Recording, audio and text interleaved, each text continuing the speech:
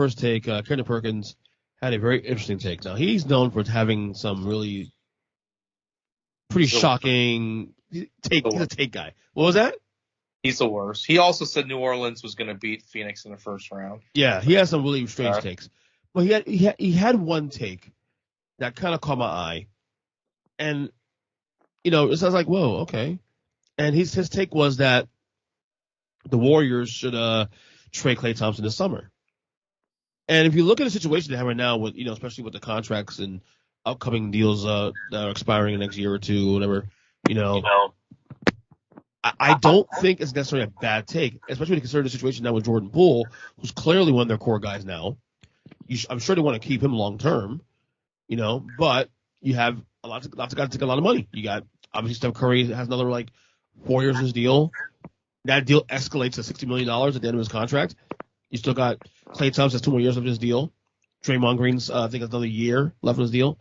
Andrew Wiggins, another one, has another year in his deal. So you can't pay everybody. It's a salary cap league, and you got to pay Jordan Poole at some point. Now they have 1 more year in his core before they have to start making some decisions here. Because Jordan Poole, I believe next year is due $3.5 million as a team option. Obviously, that team option will be picked up. Obviously, but I'm sure Golden State would like to extend him sooner rather than later, lock him up. So my question is this though: how concerned should you be about the Warriors in this salary situation? Should the Klay Thompson be something that should be considered trading him? No. Look, they're the one organization with the owners willing to say, one, fuck the tax situation. We'll just pay it. We're winning. We're selling out. Our merchandise is selling out. We're making money hand over fist. We're fine. So, no. But when it comes down to the GM running the situation, it's lining up perfect. They got the gift from God that Jordan Poole is a player you can build around as far as the future is concerned. Because you don't know about that with Kamanja. You don't know about Kuminga? Weissman because he's had the back issues. So going forward with what Poole has shown you, you can give him a max contract and build around him and continue everything. But then you look at Wiggins. Wiggins comes off the books after next year. Yeah. Hey, perfect timing. You just get to give Poole a huge contract. And you think, oh, they're still going to get screwed salary. Well, guess what? Thompson got screwed on an all-NBA selection for some douchebag playing in Charlotte one season. And that saves Golden State a fuck ton of money. Oh, wow. Oh, you don't remember this? No. When Kemba Walker became third team All-NBA over Klay Thompson? Oh, yeah, that's right. Yeah. That cost him $50 million. So that's why he's only making $33 million instead of $45 million. That's right. I remember that. I forgot about that now. Yeah. Shit, that's crazy. It all works out. Right. They're so lucky, dude. That team is so fucking lucky. Chris, your thoughts? It all depends on who they feel is most valuable on the team. It's a very cutthroat league, and you can see him kind of losing that step, and his two-way versatility being diminished is going to hurt him in their value chart for their own players. Now, his floor spacing is elite, so I think it's easy to say he's the one to get moved because the number one thing in the NBA today, spread them out, open the floor for your playmakers. So everyone wants to surround their best players with shooters. And there ain't any better catch-and-shoot guys than Klay Thompson. That will never diminish no matter how many Achilles and ACLs and anything else that goes. That talent never leaves. So, and I feel like this became an issue because he struggled a little bit in the series prior to Game 3. So when that came up, he was kind of like, and he hasn't really been 100% Clay since coming back. He has had moments, obviously. Well, you can see this year. I mean, granted, he only played like 32 games in the regular season. Right. He attempted the most 3-pointers per game in his entire career. Granted, he's still making them at a great clip, but you can see the reliance on the 3-point shot now because his athleticism is a little diminished now. But he's still coming to get and play like 900 days. So I mean, he was driving to the hoop pretty well the other night. I mean, I actually watched him make a layup.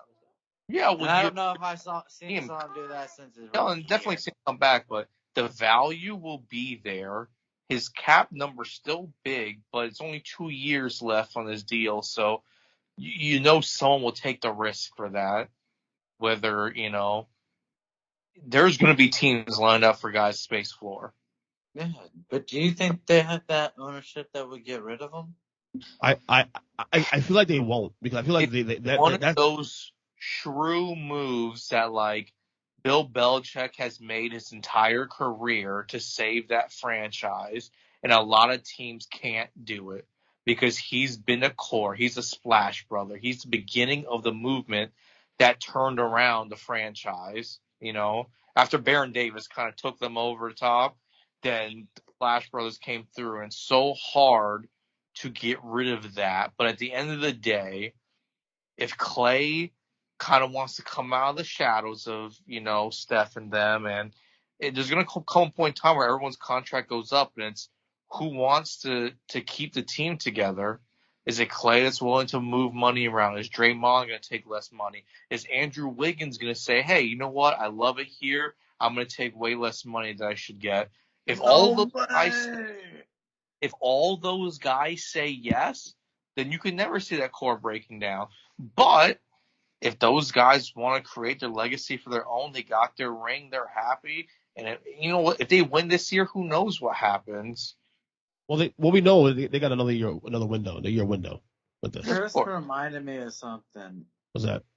Ernest, you seem to be a guy who thinks guys should be always giving up money. No. I don't. No, I actually don't. I'm a guy that says go get your money. I'm just suggesting that some of these players may like the situation they're in and happy with it, that they would probably take less to stay there. I feel like Golden State. I feel like Golden State is one of those places where like the culture is so positive that Steph Curry has set a great tone for that culture that players want to play there. But the state takes 14% of my paycheck. I understand that. I'm already paying $36 to Uncle and possibly staying in that area too, on top of it. Right. I could go to Orlando and make $35-40 million. I'm with you, but again, it's about happening. Not everybody values everything the same way. I'm with you. I get it. Okay, because I felt like you were kind of judging in our text Andrew Wiggins as if he should give up money.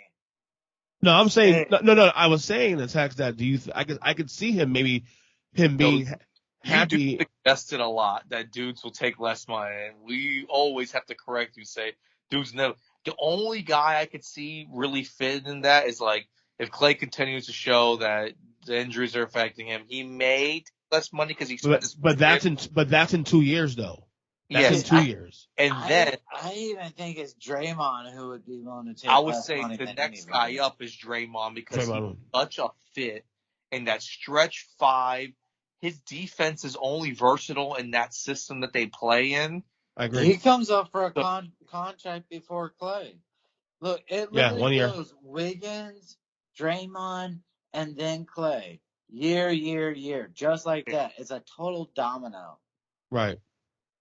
But it's going to be guys like that. If they're willing to take less money, we'll see. But a lot of those guys don't want to.